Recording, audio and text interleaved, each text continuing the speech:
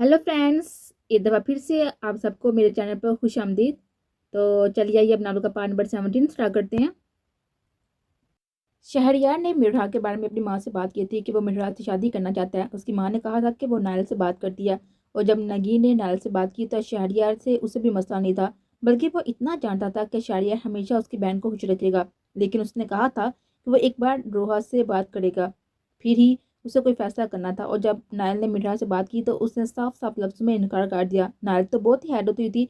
उसने वजह भी पूछी, लेकिन मिर्हा खामोश रही। नायल के लिए मिर्हा का फैसला भी अहम था, इसलिए उसने ननगीन बेगम को मिर्जा के फैसले के बारे में बता दिया था। लेकिन जब यह खबर शहरयार तक पहुंची तो उसका ये सुनते ही गुस्से से बुरा हाल हो गया था। शहरयार कमरे से बाहर निकला तो उसके सामने ही मिर्जा नजर आ गई थी, जिसका हाथ पकड़े वो अपने कमरे में लेकर गया था। रोहा इस अवतार पर एकदम बौखला गई थी। शहरयार ने कमरे में आते ही रोहा का हाथ छोड़ा और मुड़कर मिर्जा की तरफ देखा। मुझसे निकाह करने में क्या मसला है मिर्जा? तुमने नाल के पूछने पर इनकार क्यों किया? शहरयार ने मिर्जा के पास आते हुए उसके बाजू पर अपनी गिरफ्त मजबूत करते हुए सुर्ख आंखें उसके खौफ से पहले भी आंखों में गाड़ते हुए सख्त लहजे में पूछा, शहरयार छोड़े मुझे, दर्द हो रहा है। मीरान ने दर्द से कुराहते हुए कहा, मुझे जवाब दो, इनकार क्यों किया? शहरयार ने दांत पीसते हुए पूछा, शहरयार मुझे आपसे बात नहीं करनी तो बात खत्म। मीरान ने कपकपाते लहजे में कहा, कैसे बात खत्म? हाँ, कितनी आसानी से तुमने कह दिया कि बात खत्म। मोहब्बत करता हूँ तुमसे, आज से नहीं, उस वक्त से जब तुम छोटी थी। जानती हो तुम्हारे नकार ने मुझे कितनी तकलीफ पहुंचाई थी, लेकिन फिर भी खामोश रहा था। और अब तुम्हें क्या मसला है मुझसे? क्या तुमने मुझे किसी लड़की के साथ गलत करते हुए देख लिया? शराब पीता हूँ, नशा करता हूँ, क्या बुराई है मुझ में? जवाब दो। शहरिया ने मीरा के बाजू को छोड़ते हुए सख्त लहजे में पूछा। आंखें उसके सुरख हो रही थी। मीरा आंसू बहाए उसे देख रही थी। शहरिया ने उसकी तरफ देखा। उसका रोना उसे मजीद गुस्सा दिला रहा था। उसके कमरे से निकल गया था और मीरा ने दरवाजे को बेबसी से देखा था जहां से शहरियार गया था। जुबैर मुझे आपसे बात करनी है, परिंदा जुबैर को देते हुए कहा, जो अभी घर वापस आया था। चेहरे पर उसकी थकावट आया थी। सुन रहा हूँ, जुबैर ने अपने हाथ से सर को दबाते हुए कहा। आई एम सॉरी, परिंदे ने अपने हाथों को मरोड़ते हुए कहा। जुबैर ने जल्दी से अपनी आंखें खोली थी। क्या कहा तुमने? जुबैर को लगा कि उसे सुनने में गलत फहमी हुई है। मुझे माफ कर दें, बस मैं वो तस्वीरें देखकर गुस्से में आ गए थे। मुझे आप पर यकीन करना चाहिए था, प्लीज मुझे माफ कर दे। परिंदे ने कहा तो जुबैर फौरन खड़े होते हुए उसके सामने आया। मेरी तरफ देखो शबनम। जुबैर ने उसके चेहरे को थोड़ा सा पकड़कर ऊपर करते संजीदगी से कहा, जिसकी आंखों में आंसू बाहर निकलने को बेताब थे। तुम्हें कुछ ज्यादा ही जल्दी एहसास नहीं हो गया कि तुम्हें मुझ पर यकीन करना चाहिए? जुबैर ने तीखे लहजे में पूछा। परी खामोश रही थी। उसे ठंडे दिमाग से बहुत ही सोचा और फिर उसे एहसास हुआ कि जिस इंसान ने अभी तक शबनम की हाथ शादी नहीं की थी, वो कैसे उसे धोखा दे सकता था। उसे जुबैर से पहले बात करनी चाहिए थी। मैं तुमसे बहुत मोहब्बत करता हूँ शबनम। तुम्हारी बेरूही ने मुझे बहुत ही तड़पाया है, इतना तड़पाया है कि मैं तुम्हें लफ्ज़ों में बयान नहीं कर सकता। वो तस्वीरें मेरे चचा के कहने पर ली गई थी। वो नहीं चाहते थे कि मेरी तुम्हारे साथ शादी हो, इसलिए उन्होंने वो तस्वीरें तुम्हें भेजी ताकि उसको देखने के बाद तुम नकाब से इनकार कर दो। तुम्हें धोखा देने से पहले मैं मरना पसंद करूंगा, जुबैन ने जुनूनी अंदाज में कहा। परिंदे उसके होंठों पर हाथ रख लिए थे। प्लीज मरने की बातें ना किया करे, परिंदे ने बेबसी से कहा। और जुबैन ने परी को हाथ को अपने होंठों से पीछे करते उसकी हथेली पर होंठ दिया। अब अपनी गलती का अजाला कैसे करोगी जो मुझे इतने दिन तकलीफ में रखा? वो जुबैन ने परी को कमर से पकड़कर खुद के करीब करते उसकी आंखों में देते हुए पूछा, आपके लिए काफी बना दूं? आपके सर में दर्द था ना? परी ने जुबैर की बात को इग्नोर करते घबराए हुए लहजे में पूछा। वो जुबैर के इतने करीब खड़ी थी कि उसकी परफ्यूम की खुशबू से उसे अपना सर घूमता हुआ महसूस हुआ था। अब मेरा सर दर्द नहीं कर रहा, लेकिन मिसिस दोबारा अगर तुमने कोई भी ऐसी हरकत की तो मैं नहीं जानता कि खुद के साथ क्या कर गुजरूंगा। जुबैर ने गंभीर लहजे में परी के माथे पर बोसा देते हुए कहा, जिसने सुकून से आंखें मूंद दी थी। परी ने जुबैर ने परी को जोर से अपने सीने में बींच लिया, जैसे दूर करने से उसे दूर चली जाएगी। परी ने उसके जुनूनी अंदाज पर मुस्कुरा पड़े थे। इब्तिसाम ने नाल के घर का मालूम किया था और अब खरा चौकीदार से बहस कर रहा था, जो उसे अंदर नहीं जाने दे रहा था। चौकीदार ने फोन करके इब्तिसाम का बताया और नायल के पास ही सीरत बैठी हुई थी। ठीक है, मैं आता हूँ। नायल ने संजीद से फोन बंद कर दिया था। कौन आया है? सीरत ने पूछा। मैं अभी आता हूँ, नायल ने कहा और वहां से उठकर चला गया। सीरत को हैरानगी हुई थी कि ऐसा भी कौन आया था कि नायल ने उसे बताया नहीं। सीरत ने खिड़की के पास खड़े होते देखा तो इब्तिसाम को देते हैरानगी हुई थी। इब्तिसाम ने नायल की तरफ देखा तो फौरन उसकी तरफ गुस्से से आया। सीरत कहाँ है? मुझे उससे बात करनी है, इब्तिसाम ने सख्त लहजे में पूछा। वो तुमसे मिलना नहीं चाहती, नायल ने कहा तो इब्तिसाम खा जाने में नजर से उसकी तरफ देखा था। मुझे उससे बात करनी है, बुलाओ उसे अभी। इब्तिसाम बात ही कर रहा था जब सीरत वहां पर है। इब्तिसाम ने सीरत को देखा तो उसके चेहरे पर तंजिया मुस्कुराहट आ गए थे।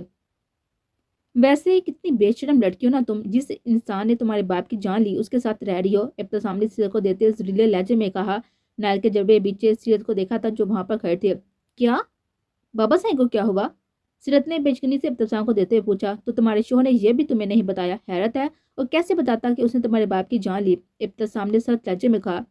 नाइल ने इब्तिसाम का गिरबान पकड़ते उसके जबड़े पर मुक्का दे मारा था। अपनी बकवास बंद करो, तुम लोगों की तरह घटिया इंसान नहीं हो जो किसी की भी जान ले लो। नाइल ने दूसरा मुक्का इब्तिसाम के चेहरे पर मारते हुए कहा। सीरत अपने मुंह पर हाथ रख के सामने दोनों को देख रही थी। नाइल छोड़े भाई को। सीरत ने आगे बढ़कर नाइल को रोकना चाहा, जिसने अपनी सफाक आंखें सीरत की आंखों में गाड़ी, जो डर कर खुद ही पीछे हो गई थी। इब्तिसाम भी नाइल को मार रहा था और दोनों एक दूसरे की जान लेने के दर पर थे। चौकीदार की इतनी हिम्मतें थी कि वो आगे आकर दोनों को रोक सके। सीरत ने घबरा कर दोनों की तरफ देखा और फिर आगे की तरफ बढ़ी। प्लीज छोड़ दें, सीरत ने कहते ही नाइल को पीछे करना चाहा था, और इसी वक्त इब्तिसाम ने सीरत को पीछा दिखा दिया था, जो कि औंधे मुंह कुछ फासले पर पड़े सामान पर जा गिरी थी। वहां पर टूटा फूटा सामान पड़ा था। नाइल ने सीरत को देते उसे पुकारा और इब्तिसाम को पीछा दिखा देते वहां से सीरत की तरफ आया। इब्तिसाम ने अपना कॉलर ठीक किया और वहां से चला गया था। उसका काम हो गया था। सीरत ने अपने पेट पर रखे हाथ को अपनी नजरों के सामने किया, जो कांप रहा था और पूरा खून से भरा हुआ था। नाइल ने उसके हाथ पर खून लगा देखा तो उसे अपने पैरों से जमीन निकलती हुई महसूस हुई थी। सीरत, नाइल ने कहते ही उसे सामान के ऊपर से उठाया तो उसके पेट से खून निकल रहा था। सामान में लोहे के तीखे और खराब रॉड भी पड़े हुए थे, जो कि गिरने की वजह से उसमें से एक सीरत के पेट में जा लगा था। सीरत, आंखें खोलो, नाइल ने सीरत की बंद होती आंखों को देते घबराए हुए लहजे में कहा, लेकिन वो आंखें मूंद चली थी।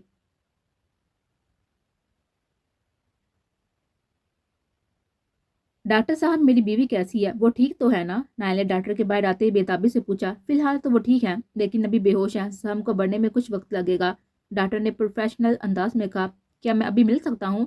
नायल ने तशक्कर का अंदाज में डॉक्टर को देते हुए पूछा। जी, आप उनसे मिल सकते हैं, डॉक्टर कहती वहां से चला गया था। नायल दरवाजा खोलते कमरे में दाखिल हुआ, जहाँ उसकी जिंदगी बेहोश पड़ी हुई थी। कब वो उसकी सांसों में बसने लगी थी, नायल को तो पता भी नहीं चला था। नायल चलता हुआ सीरत के पास आया, जो आंखें मूंदे लेटी हुई थी। जानती हो कि तुमने मेरी जान निकाल दी थी, अब तो तुम्हें खोने का ख्याल ही मेरी जान निकाल देता है। बहुत अहम बानगी हो तुम मेरे लिए। नायल ने सीरत के हाथ को अपने हाथ में लेते नरम लहजे में कहा। उसकी नजरें सीरत की बंद आंखों पर टिकी हुई थी। अगर मुझे तुम्हारा ख्याल ना होता तो कब की तुम्हारे भाई की जान ले चुका होता, लेकिन अब बहुत हो गया। अब इस खेल को खत्म करना है, नायल ने सख्त लहजे में कहा। इसी वक्त कमरे का दरवाजा खुला और नर्स अंदर आए। आपसे डॉक्टर ने पेशेंट के बारे में कुछ जरूरी बात करनी है। नर्स ने एक नजर बेहोश पड़ी हुई सीरत पर डालते हुए कहा। नायल नर्स की बात सुनते ही वहां से बाहर चला गया था। नर्स ने कॉल अटेंड करके कहा कि रास्ता साफ है, और खुद भी वहां से निकल गई। अहमद, जिसने अपने आदमी को नाल पर नजर रखने का कहा था, उसे जब खबर मिली कि सीरत अस्पताल में है तो वो खुद वहां पर आया था। उसने मुंह पर मास्क पहना हुआ था। जब उसने नाल को रूम से बाहर निकलकर देखा तो खामोशी के साथ कमरे में दाखिल हुआ। एक नर्स को उसने पैसे दिए थे जो उसकी मदद कर रही थी। अहमद ने सीरत को देखा तो उसके चेहरे पर मुस्कुराहट आ गई। इब्तिसाम ने जाकर उसे सारी सूरत हाल का बता दिया था। अहमद चलता हुआ सीरत के पास गया। इतने में वही नर्स व्हील चेयर पर लेकर आई थी। अहमद ने जल्दी से उसे व्हील चेयर पर बिठाया और सीरत के चेहरे को मास्क के साथ कवर कर दिया था। आप इनको जल्दी से यहाँ से लेकर जाएं, वरना कोई आ गया तो मसला हो जाएगा, नर्स ने घबराए हुए लहजे में कहा। तो अहमद उसे वहां से ले गया था। बाहर निकलने में उसकी मदद नर्स ने की थी। नायल डॉक्टर के रूम में गया तो उसे पता चला कि डॉक्टर तो बहुत ही पहले का जा चुका है। नायल के दिमाग में कुछ खटका तो इसी वक्त भागते हुए सीरत के रूम की तरफ आया था, लेकिन खाली रूम को देखकर नायल को अपना दिल बंधा होता हुआ महसूस हुआ था। मेरी बीवी कहाँ है? नायल ने बाहर आते चलाते हुए पूछा। सब लोग उसे देखकर वहां पर जमा हो गए थे। क्या हुआ सर, सब ठीक है? एक डॉक्टर ने आगे बढ़ते हुए पूछा। अभी 5 मिनट पहले मेरी बीवी कमरे में थी और अब अचानक कहीं गायब हो गया। कहाँ गई है वो? नायल ने अपने गुस्से पर काबू पाते हुए पूछा। सर, हो सकता है वो खुद किसी के साथ चली गई हो, डॉक्टर ने कहा। तो नायल ने गुस्से से उसकी तरफ देखा। वो बेहोश थी, उसकी हालत ऐसी नहीं थी कि वो चल सके, और ये आपके अस्पताल की मैनेजमेंट, कोई भी आकर पेशेंट को लेकर जा सकता है। आप लोगों के अस्पताल को तो मैं बंद करवा के दम लूंगा, नायल ने कष्ट लहजे में कहा और वहां से चला गया, क्योंकि उसे इतना तो पता चल गया था कि यहाँ रुकना मतलब वक्त बर्बाद करने के बराबर है। सर, अब हमारी बात तो सुने। कुछ लोगों ने उसे रोकना चाहा, लेकिन नायल वहां से जा चुका था।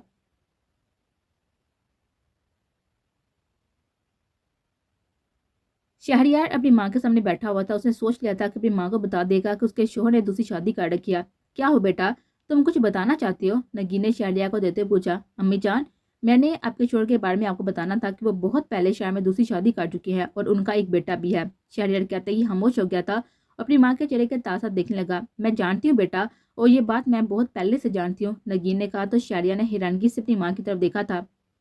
मैंने तुम्हारे बाप को फोन पर बात करते सुना था, और जब मैंने उनसे पूछा तो उनने फहरिया अंदाज में मुझे कहा کہ ہاں کی ہے میں نے شادی، اور اگر تمہیں مسئلہ ہے تو تم اس حویلی کو اور بچوں کو چھوڑ کر جا سکتی ہو۔ میں آگے سے کیا جا دیتی، تم تو حویلی میں تھے نہیں اور شیری کو چھوڑ کر میں جا نہیں سکتی تھی، اس لیے خاموش ہو گئے تھے۔ نگین نے کہا تو شہریار نے نفی میں ساری لایا تھا۔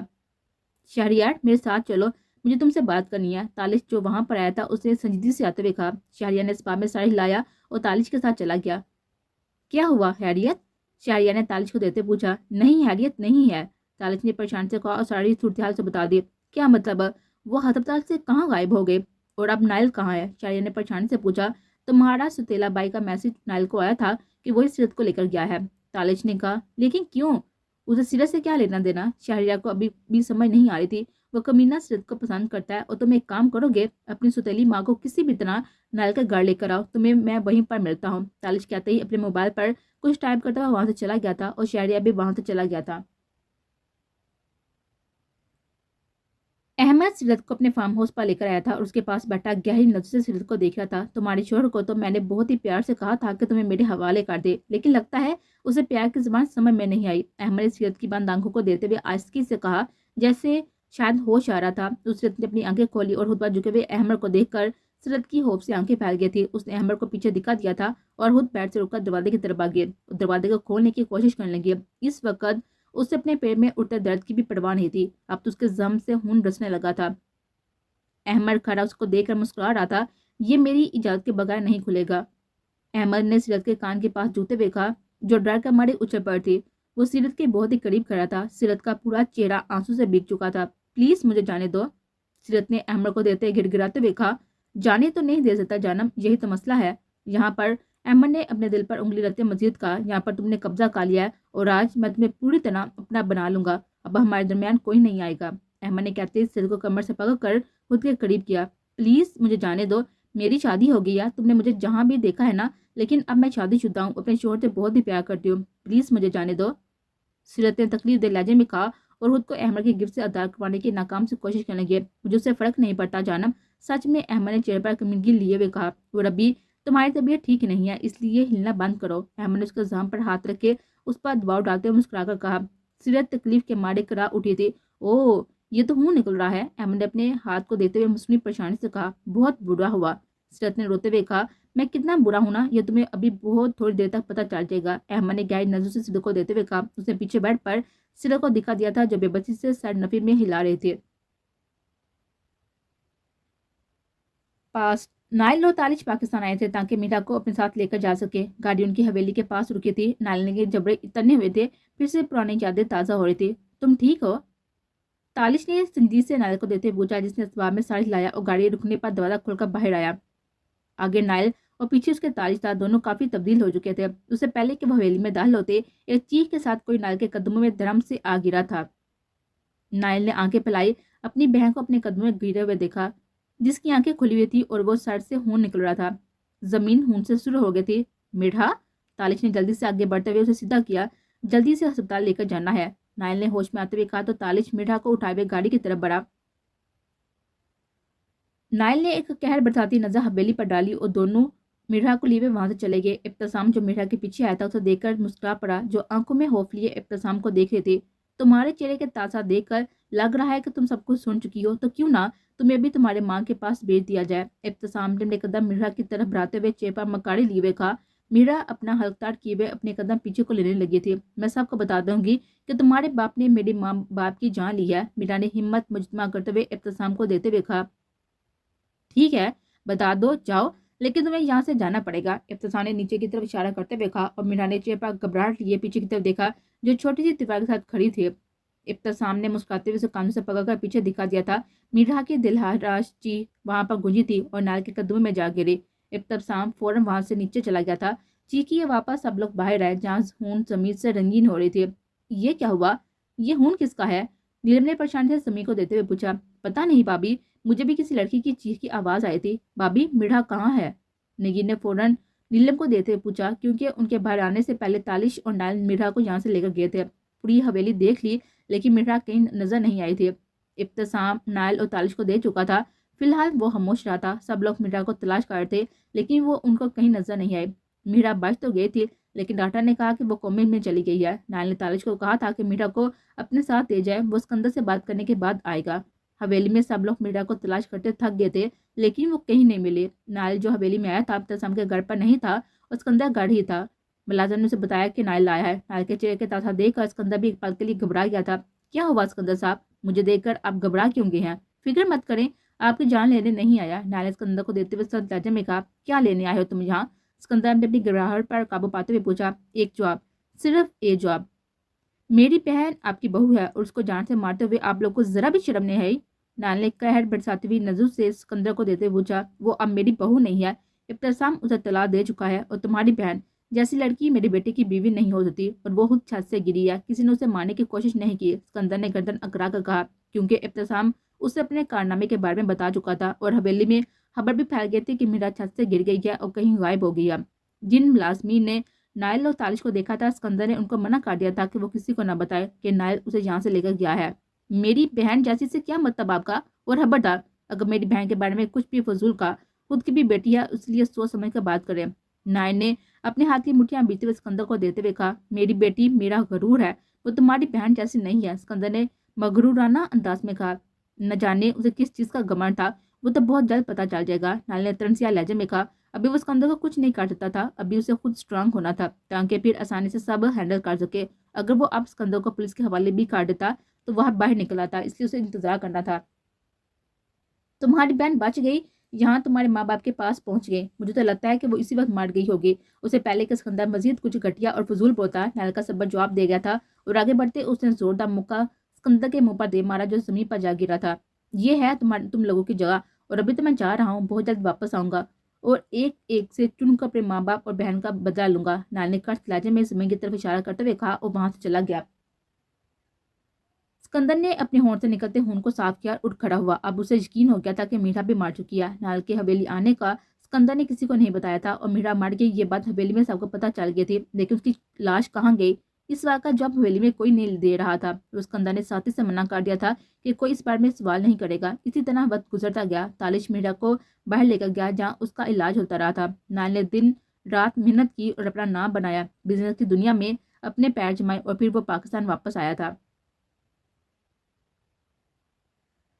پری اور زبیر میں سب ٹھیک ہو گیا تھا، جو غلط فہمی ان کے درمیان تھی وہ بھی ختم ہو گئی تھی۔ زبیر، مجھے شاپنگ کرنے جانا ہے، اس لیے کچھ سوٹ لینے ہیں، پری نے آئینے میں دیتے ہوئے لپسٹک لگاتے ہوئے مصروف سے انداز میں کہا۔ زبیر جو لیٹا ایک بازو اپنی گردن کے نیچے رکھے پری کو ہی دیکھ رہا تھا، مسکرا پڑا۔ مسز، آپ کو یاد ہے نا کل ہم نے جانا ہے؟ زبیر نے کہا تو پری نے مڑ کر سنجیدگی سے اس کو دیکھا۔ زبیر، کیا ہمارا جانا ضروری ہے؟ میرا مطلب ہے یہاں پر سب لوگ ہیں، آپ کا بزنس یہاں پر ہے، پھر ہم باہر کیوں جانا چاہتے ہیں؟